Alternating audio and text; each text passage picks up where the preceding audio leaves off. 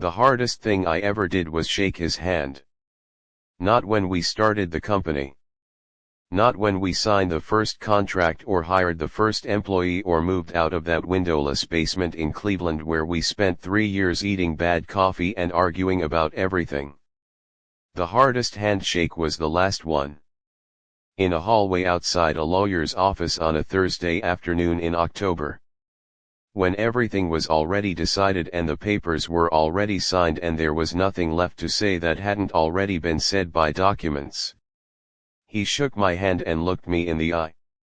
I still don't know how he did that. I am 75 years old and I am going to tell you something about trust that took me 4 decades to learn and about 20 minutes to lose. I am not going to be gentle about it because gentle is for people who still have time to ease into hard truths, and at 75 I have developed a powerful allergy to softness that isn't earned.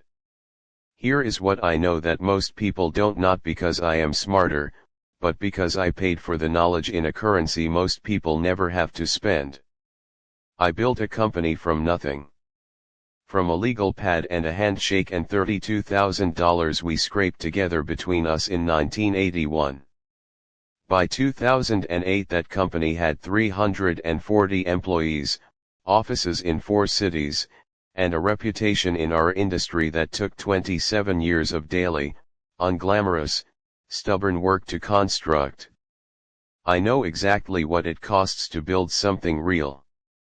I know the specific weight of it, the 4 a.m. phone calls, the payrolls that almost didn't clear, the contracts we lost and the ones we fought for, and the 3 times in 27 years I genuinely didn't know if we would survive the month. I built that. We built that. And then I found a document that told me only one of those sentences was still true. His name was Frank. I want to say that clearly because the story has a habit of making him abstract, the partner, the betrayer, the man who took everything, and I don't want that. Frank Dellinger. 6'1", terrible taste in ties, laughed too loud in restaurants in a way that used to embarrass me and that I would give a great deal to hear one more time. We met in 1979 at a trade conference in Cincinnati. I was 31. He was 32. We talked for 4 hours at a hotel bar about everything wrong with our industry and everything we would do differently if someone gave us the chance. Nobody was going to give us the chance. So we made it ourselves. The first 3 years were the kind of difficult that sounds romantic in retrospect and was absolutely not romantic at the time. We worked out of a basement office on Prospect Avenue that had one window at ground level and smelled permanently of the dry cleaning business above us. We shared one car between us for 14 months because neither of us could afford to. I remember calculating once, this was the winter of 1982, that after rent, after the car, after the most minimal operating costs we could manage, I had enough money to last 11 weeks if nothing came in. Something came in. Barely. Always barely. But we built it. What I could not have told you then, what I had no language for, was that we were building 2 things simultaneously. We were building a company and we were building a story about the company. And those 2 things, I understand now, are not the same. The company was real. It existed in spreadsheets and contracts and the faces of people who depended on us for their livelihoods. The story was something else, something more fluid, more malleable, more vulnerable to revision by whoever held the pen at the end. Frank always had better handwriting than me. I used to joke about that. From the outside, in those early years, we were equal. That was the truth and we both knew it, and it was never a source of tension between us because we were too busy surviving to have the luxury of competition. He handled clients. I handled operations. He was the face, charming, quick, the kind of man who made people feel immediately that they were in good hands. I was the architecture, the systems, the structure, the thing underneath the charm that made the charm worth anything. We needed each other completely. Or so I believed. What was actually happening, what I could not see because I was standing too close to it for too long, was that the story was slowly, almost imperceptibly, being edited. Not dramatically. Not in one large revision. The way water shapes stone gradually, consistently, in ways you don't notice until you look at the stone one day and realize the shape has changed completely and you cannot identify the moment it happened. Frank gave interviews. I didn't particularly enjoy interviews. I was not the face, I was the architecture, and I was comfortable with that division of labor. He spoke at industry conferences.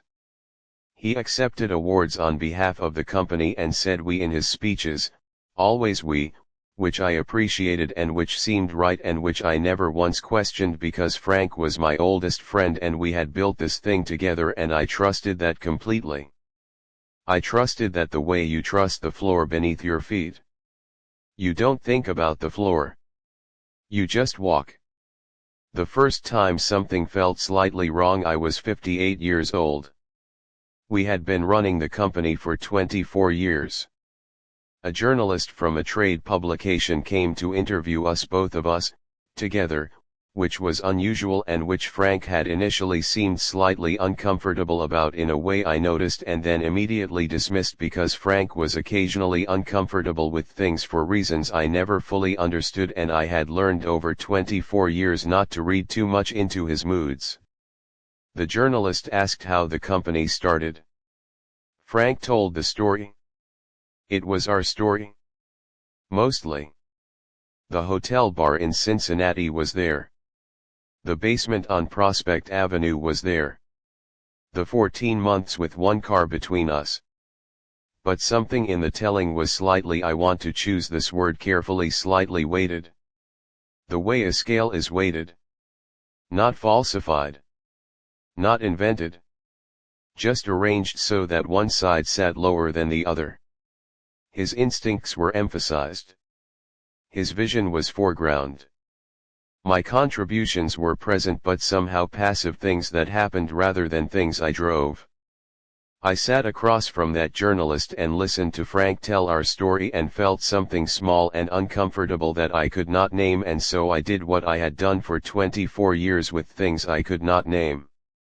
I trusted Frank and let it go.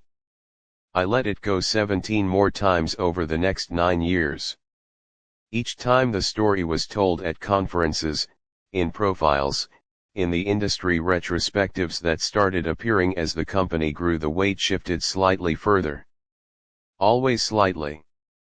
Never enough to confront directly. Never enough to say that isn't right without sounding paranoid, without sounding like a man who was keeping score in a friendship, which was the last thing I wanted to sound like. I was not keeping score. I should have been keeping score. The document was in a filing cabinet. Not hidden. That is the detail that still sits in my chest like something with edges. It was not hidden. It was in a filing cabinet in Frank's office that I had been in hundreds of times, in a folder I had no particular reason to open except that I was looking for a contract from 2003 and pulled the wrong folder and there it was. A draft. A draft of what would become the official company history, the document that was being prepared for our 30th anniversary in 2011. A commissioned piece. Professional. Thorough.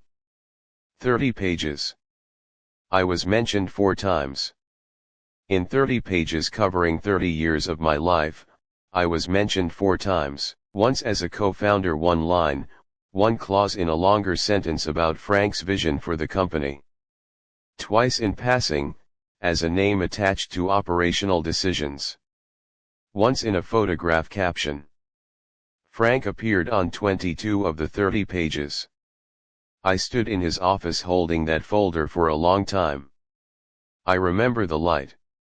It was late afternoon, that particular winter light that comes through west-facing windows in January, thin and pale and slightly apologetic. The office was empty. Frank was in a meeting downstairs. The building was quiet in that specific way buildings are quiet when they're full of people but none of them are near you. I read it twice. Then I put it back exactly where I found it. I went to my own office and sat down and looked at my desk and thought about a basement on Prospect Avenue that smelled of dry cleaning and one car shared between two men for 14 months and $32,000 and a legal pad and a handshake. I thought about whose handshake that was. It was ours. It was both of ours. And I understood, sitting at my desk in January light, that somewhere in 30 years of small edits and weighted tellings and slightly arranged emphases, Frank had decided, perhaps consciously, perhaps so gradually he hadn't noticed himself deciding, that the handshake had only one hand in it. His. I did not confront him immediately. I want to be honest about that because it would be easy to tell this story as though I was always clear-eyed and decisive, and I was neither of those things. I put the folder back.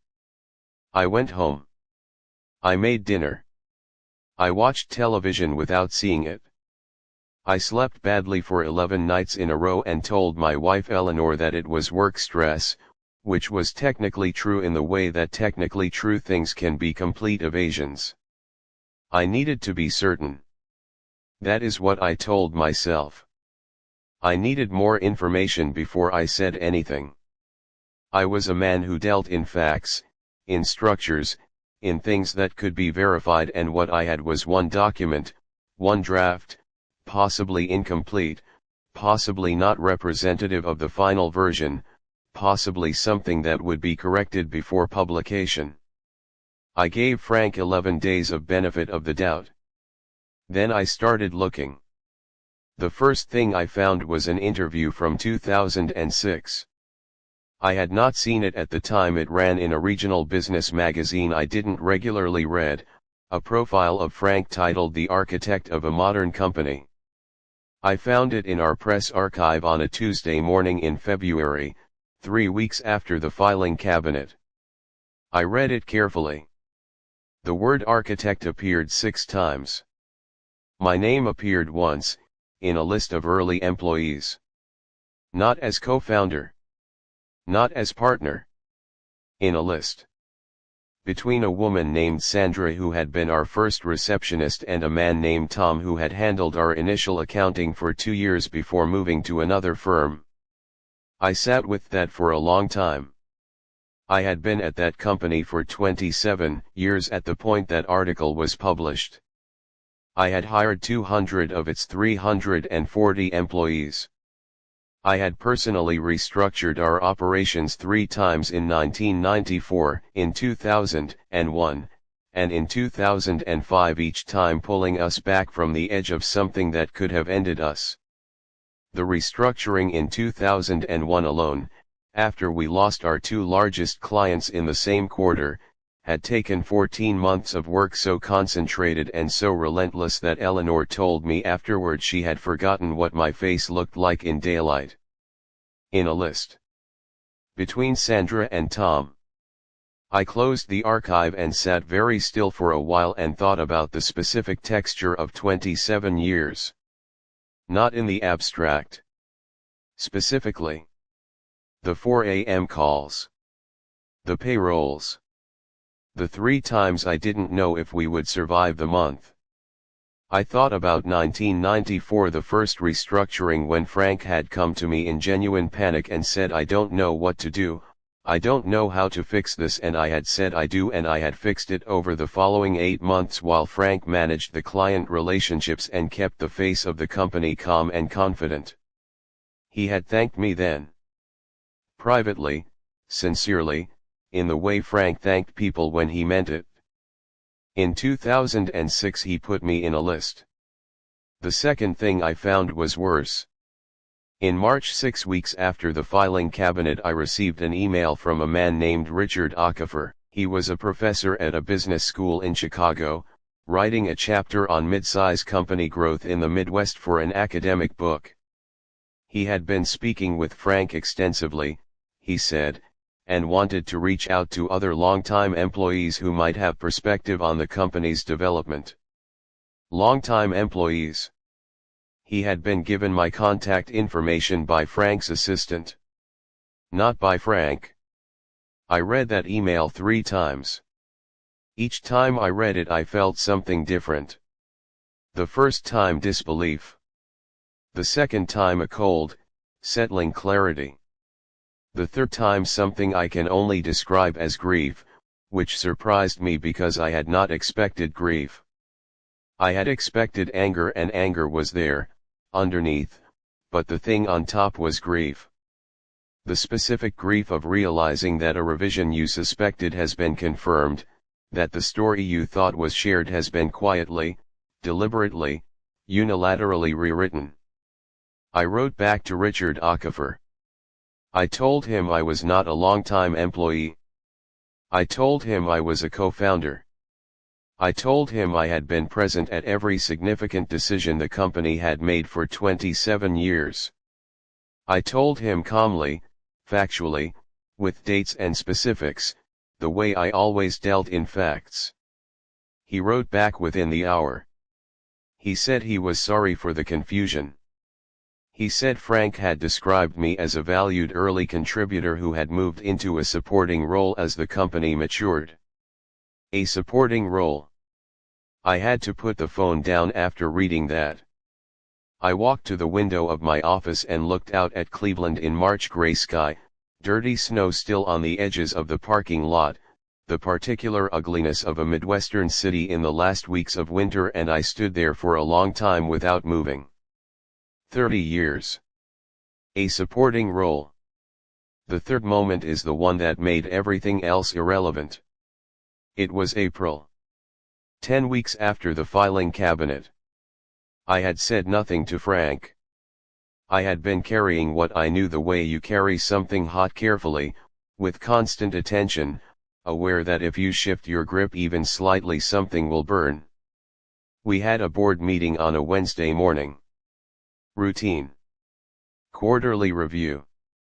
Frank presented, as he usually did. He was better at presentations, we had always agreed on that, and I had always been comfortable in the background of those rooms, listening, interjecting when necessary.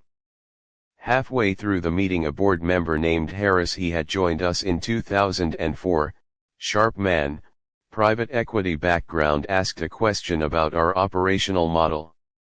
Specifically about the restructuring framework we used, which was something I had developed personally over many years and which had become something of a signature of how we ran the company.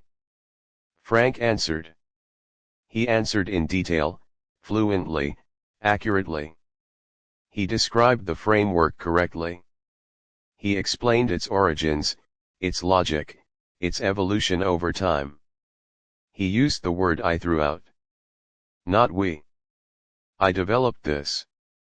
I implemented it. I refined it after 2001. I sat 6 feet away from him at that table and listened to him describe my work in the first person, and I watched his face while he did it, and I want to tell you something that has stayed with me for 15 years since that morning. He was not nervous. There was no flicker of discomfort. No fractional pause. No unconscious glance in my direction. He described my work as his own with the complete, untroubled fluency of a man who had told the story so many times he had stopped experiencing it as untrue. That was the moment I understood the full scale of what had happened. This was not recent. This was not opportunism or temporary self-aggrandizement or the kind of small credit-taking that ambitious people sometimes do without fully realizing it. This was a complete and settled alternative reality that Frank had been constructing for years, possibly decades, so consistently and so thoroughly that it had become, for him, simply the truth. He believed it. That was the part I had not anticipated. I had prepared myself for confronting a man who knew what he had done. I had not prepared myself for confronting a man who had forgotten. After the meeting I asked Frank to stay behind. The board members filed out. The room emptied. Frank gathered his papers with the easy efficiency of a man who has just had a successful meeting and is already thinking about the next thing. I said, "Frank, the operational framework you just described. Where did it come from?" He looked up, smiled, said, without a pause, "I developed it after the 2001 restructuring. Took about a year to get right." I looked at him for a long moment. He looked back at me with complete, open, undisturbed calm. 30 years. I want to tell you about a legal pad. Not metaphorically. An actual legal pad, yellow, wide-ruled, the kind you buy in bulk from an office supply store without thinking about it because it's just paper, just a tool, just the thing you reach for when you need to write something down. I had one on the table in front of me the morning Frank and I started the company. January 1981. We were sitting in a diner on Euclid Avenue in Cleveland, red vinyl booths, coffee that tasted like it had been brewing since the previous administration, a waitress named Dot who refilled without being asked. I wrote the first outline of the company on that legal pad. Not Frank. Me. My handwriting. My pen. I kept it. I don't know exactly why I kept it. Sentimentality, maybe, or the instinct of a man who deals in documentation and knows that written things have a permanence that spoken things don't. It was in a box in my home office for 30 years. I had not looked at it in at least a decade. But I knew it was there the way you know certain things are there quietly, in the background, present without demanding attention. I went home after the board meeting and I found the box and I took out the legal pad and I sat at my kitchen table and I looked at it for a long time. My handwriting. My pen. January 1981. Then I called Frank. I asked him to meet me. Not at the office.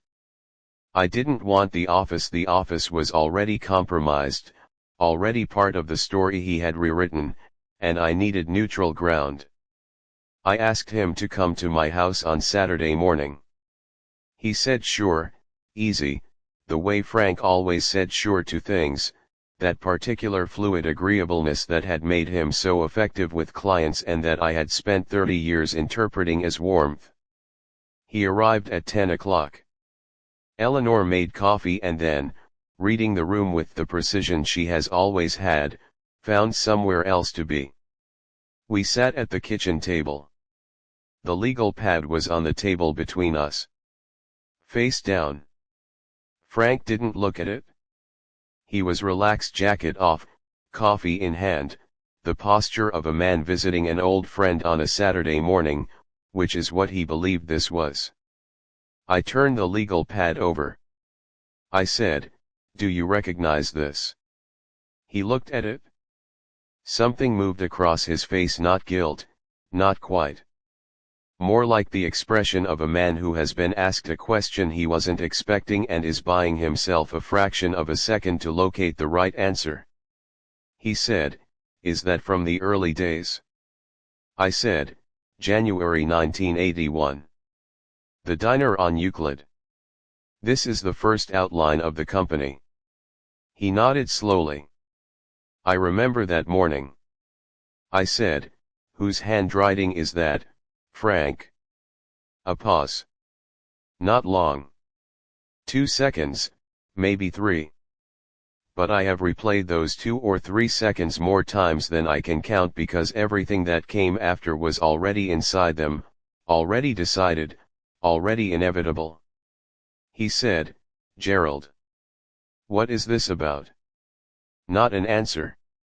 A deflection dressed as a question, and I understood then in that specific moment, watching him choose deflection over honesty at a kitchen table after 30 years, that I was not going to get what I had come for. I was not going to get acknowledgement.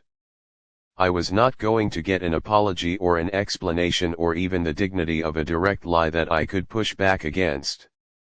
I was going to get Frank's most practiced skill, which was not charm and was not vision and was not any of the things the profiles and interviews and anniversary documents said it was. His most practiced skill was making inconvenient things disappear by simply not looking at them. I put the legal pad on the table between us and I told him what I had found. The draft history. The 2006 interview. Richard Okafor's email. The board meeting. I told him calmly, in order, with dates and specifics, the way I always dealt in facts. I did not raise my voice. I had decided I would not raise my voice and I kept that decision because I wanted him to have no excuse to make this about my anger rather than his actions. He listened. When I finished he was quiet for a moment. Then he said, and I am going to give you his exact words because I have carried them for 15 years and they deserve to be said out loud exactly as they were spoken. He said, I never meant to diminish you, Gerald. You know how these things go. You tell a story enough times and it takes a shape. I was always the one talking to the press, talking to the boards. You never wanted that. I didn't think you cared about credit. I didn't think you cared about credit. I sat with that sentence. I let it sit in the room between us the way I had let the legal pad sit there, present, specific, impossible to look away from. Then I said, very quietly, I didn't care about credit, Frank. I cared about truth. Those are different things. You know they're different things. He looked at his coffee. That was his answer. A 32-year friendship and a 30-year company and everything we had built together in that basement that smelled of dry cleaning, and his answer was to look at his coffee. I stood up. I picked up the legal pad. I said, I think we need lawyers. He looked up then. For the first time that morning his face showed something unguarded, not remorse, not guilt, but something closer to surprise. As though he had genuinely not believed, until that moment, that this conversation could end with that word. As though he had believed, right up until the last second, that I would let it go. The way I had always let it go. I didn't let it go. I walked him to the door. He put on his jacket in the hallway without speaking. He opened the door and turned and looked at me with an expression I had never seen on his face in 30 years, something uncertain, something almost young, like a man who has just discovered that the floor he trusted was not as solid as he thought. He put out his hand. I looked at it for a moment. Then I shook it. That was the last time I touched him. The hardest handshake of my life. Not because I was angry. Because I wasn't anymore. There is a word I have been thinking about for 15 years. The word is invisible. Not in the dramatic sense, not invisible like a ghost, not invisible like a man who has been erased from a room. Invisible the way certain structural things are invisible. The foundation of a building is invisible. The wiring inside a wall is invisible. The thing that holds the entire structure upright and keeps the lights on and makes the building worth inhabiting invisible, completely, until something goes wrong. And then suddenly everyone wants to know where it is and how it works and who put it there. That is what Frank made me. Not deliberately, perhaps. Not in one decision on one morning. But consistently, over years, through the accumulated weight of 100 small choices, which story to tell, which word to emphasize, which name to put forward and which to leave in the background, he made me the foundation. Present everywhere in the actual structure of the thing. Absent entirely from the story of it. And here is what I have had to sit with, at 75, with enough distance to look at it without flinching. I let him. Not passively. Not helplessly.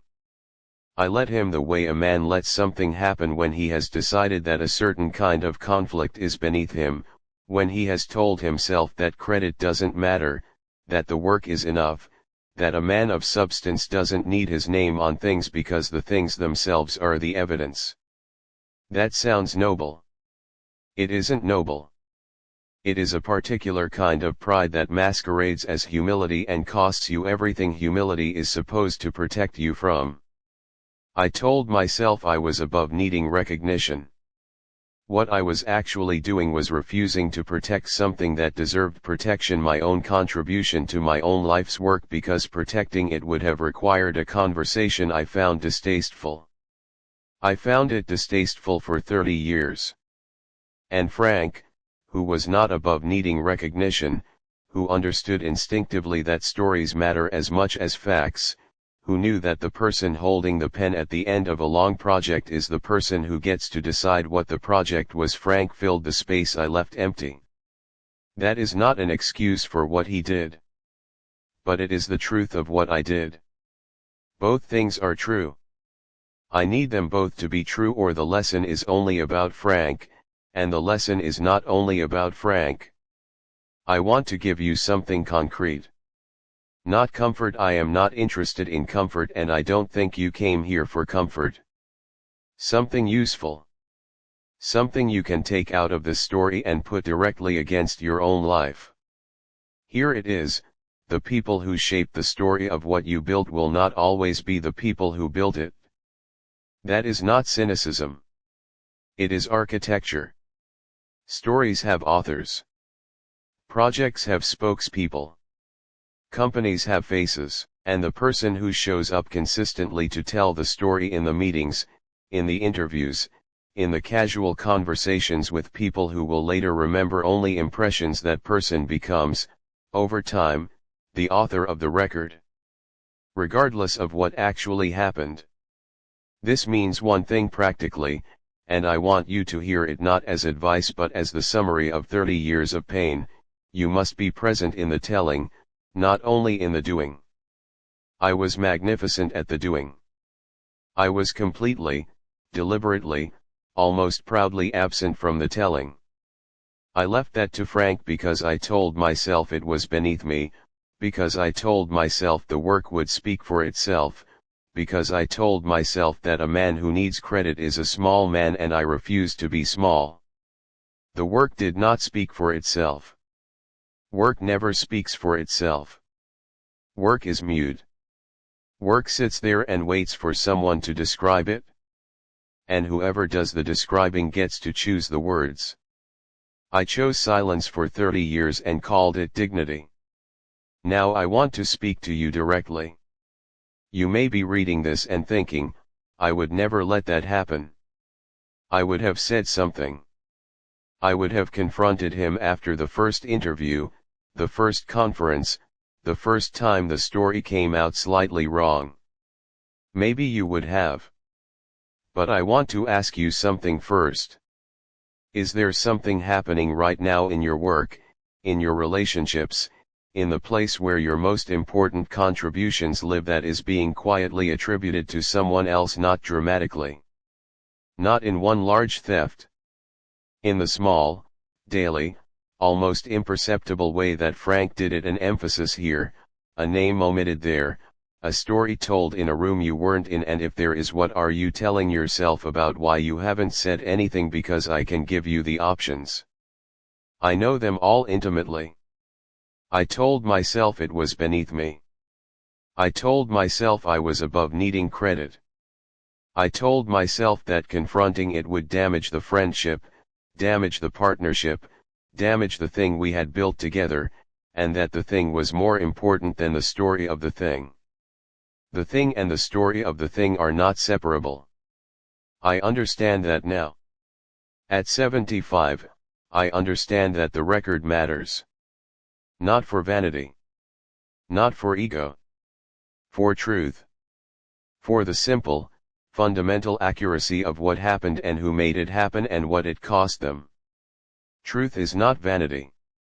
Insisting on truth is not smallness. Insisting on truth is the one thing I should have done 30 years earlier and didn't. And here is what that cost me: not in money, not in the legal settlement, but in something I didn't know I had until it was gone: the friendship. I have thought about this more than anything else in the last 15 years. More than the company, more than the credit, more than the document in the filing cabinet. I have thought about Frank with his terrible ties and his too loud laugh in restaurants, and I have tried to understand how a man I knew that completely, that long, that honestly could have done what he did. And the only answer I have found, at 75, after 15 years of turning it over, is this: he needed the story more than he needed the truth. And I needed the truth more than I needed the story. We were always going to end at a kitchen table with a legal pad between us. We just didn't know it in 1981. There is one more thing I want to say, and it is the hardest thing in this entire story to say because it requires me to be honest about something I have mostly kept private. I miss him. Not the man he turned out to be. Not the man who looked at his coffee when I asked for a direct answer. I miss the man from the diner on Euclid Avenue in 1979. The man who talked for 4 hours about everything wrong with the world and everything we could do differently. That man was real. I did not invent him. He existed, fully, for a long time, and whatever he became later does not retroactively unmake what he was then. That is perhaps the most specific cruelty of this kind of betrayal. It doesn't just take the future. It reaches back and contaminates the past. It makes you question every memory, every moment of genuine connection, every morning in that basement that smelled of dry cleaning when you were two young men building something from nothing and it felt like the most alive you had ever been. Were those real? I believe they were. I have to believe they were. Because if they weren't, if it was performance from the beginning, then I lost 30 years to a fiction. And I am not willing to accept that. Not at 75. Not with the time I have left. What I lost was not 30 years. What I lost was the last chapter of something that was real for most of its length. That is still a significant loss. But it is a different kind of loss. And at 75, the difference matters. The legal pad is on my desk right now. Not in a box. Not in a drawer. On my desk, where I can see it every morning when I sit down. Eleanor asked me once why I keep it there, whether it makes me angry to look at it every day, whether it would be healthier to put it away somewhere, let it be a memory instead of a presence. I told her it doesn't make me angry. That surprised her. It surprised me too, the first time I realized it was true. What the legal pad does, what it has done every morning for the last 15 years that it has sat on this desk, is remind me of something specific. Not the betrayal. Not Frank. Not the document in the filing cabinet or the board meeting or the kitchen table on a Saturday morning when a 32-year friendship ended with a handshake and a man looking at his coffee. It reminds me of January 1981. A diner on Euclid Avenue. Red vinyl booths. Coffee that tasted like it had been brewing since the previous administration. A waitress named Dot who refilled without being asked. Two men in their early 30s who had looked at everything wrong with the world and decided, with the particular arrogance of young men who don't yet know what things cost, that they could do it differently. We could do it differently. We did do it differently. For a long time, for most of the length of it, we did exactly what we said we would do in that booth on Euclid Avenue. We built something real. Something that employed 340 people and outlasted both of us and exists in some form still today. That happened. No document can undocument it. No rewritten history can reach back into the actual years and change what was done and who did it. I know what I built. I know it in the way you know things that live in your body rather than your memory, in the specific fatigue of the 4 a.m. calls, in the weight of payrolls that almost didn't clear, in the 14 months of one car between two men, and the absolute certainty, shared, that it would be worth it. It was worth it. That is not nothing. At 75 I have learned to hold two things simultaneously that younger men tend to believe cannot coexist. The thing was worth building. The man I built it with betrayed me. Both completely true. Neither cancels the other. The betrayal does not unmake the work and the work does not excuse the betrayal, and I am done. I have been done for some years now with the exhausting project of trying to make one of those truths larger than the other. They are the same size. They will always be the same size. But here is what I want to leave you with. Not wisdom. I am too old and too tired for the performance of wisdom. Just the thing I know, specifically, from this specific life. The record matters. Not for vanity.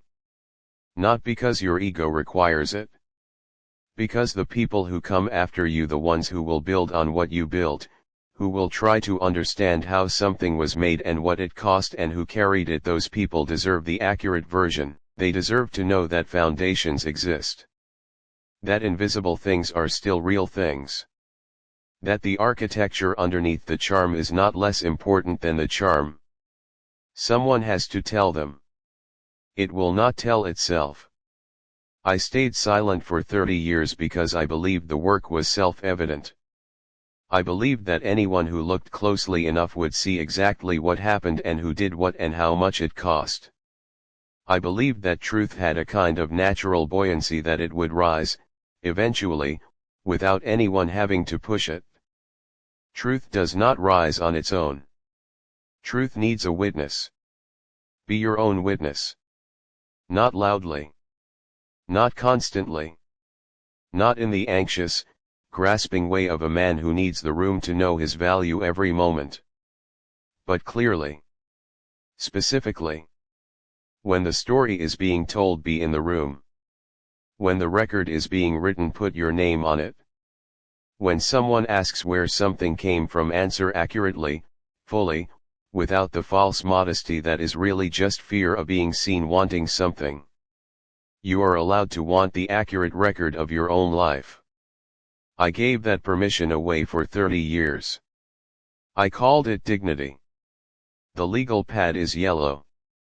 Slightly brittle at the edges. Now paper does that, given enough decades. The writing is still clear. My handwriting, January 1981, the first outline of something that became real. I look at it every morning. Not with anger. Not even with grief, particularly, anymore. I look at it the way you look at proof. Proof that it happened. Proof that I was there. Proof that the foundation existed regardless of who got to stand on top of it and tell people it appeared from nowhere. It did not appear from nowhere. I built it. My handwriting. My pen.